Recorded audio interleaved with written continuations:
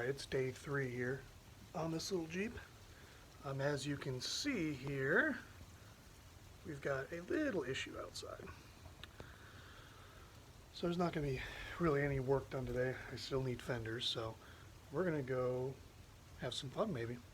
See if we do a donut or two. So, stay tuned.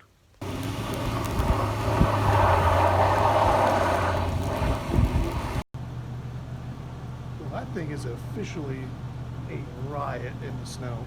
It does have posi tracks, so two-wheel drive in the snow is pretty freaking cool.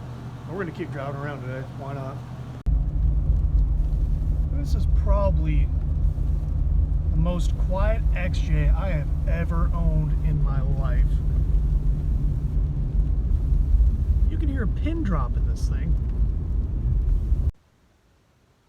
Kind of an unprecedented thing here. It's day 4.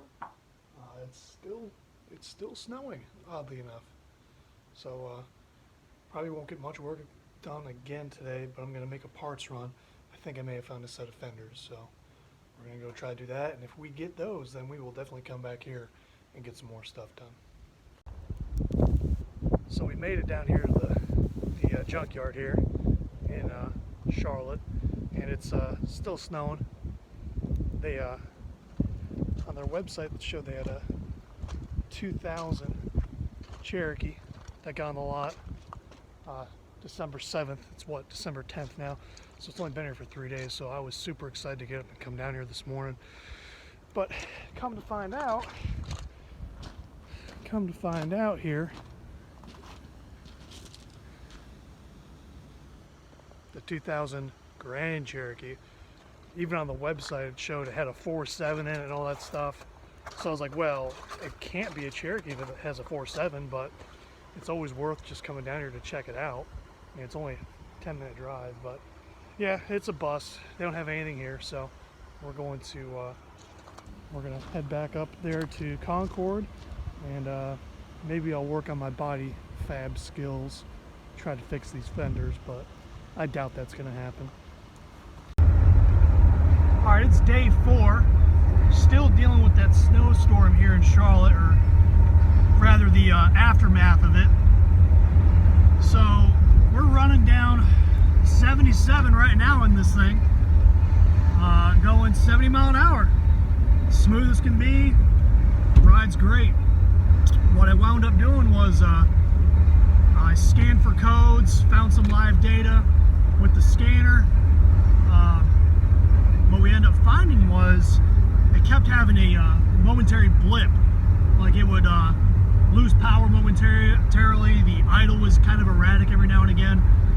Well, looking at code data, it was reading the fact that there was no throttle position voltage, or I'm sorry, it was actually shorted.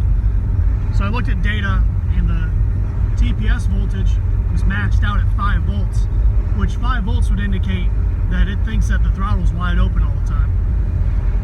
So after driving around, I looked at my throttle input and all that stuff, and yeah, sure enough, it's not reading anything. It just maxed out at 5. So I went and bought a throttle position sensor and threw her in, and hell, this thing's driving great now. Like I said, we're rolling 70 mile an hour right now, no issues. So I had another code in there for an O2 sensor. I cleared the codes, drove it around a little bit, and that O2 sensor code came right back. It's a shorted circuit, so we're going to throw an O2 sensor in it too, because obviously that's what's caused the check engine light to come on. But after doing that TPS sensor, I got working cruise control, everything.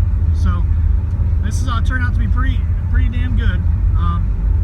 We're going to probably do a couple more things to it when we get back to the house, and we'll go from there, guys. Thanks. It's kind of like in between two ferns, but we're in between two gas cans. So that's day 3 and 4. The snowstorm really put a damper on a lot of things. Like, it was too cold to be outside and all that stuff. I went to the junkyard. We tried to find some parts. Couldn't really find anything. So I was lucky enough to be able to go to my buddy's place up in Mooresville, about a half-hour drive.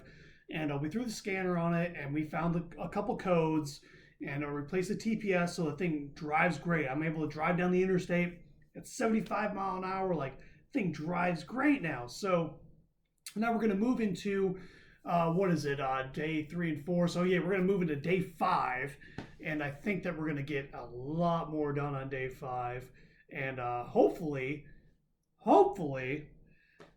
this thing can be about completely done. Like, we are there. We've got everything ready. All the parts are lined up, and I think now we can just try to knock out the rest of the work and get this thing running and driving like a brand new vehicle. So hopefully you enjoyed this one.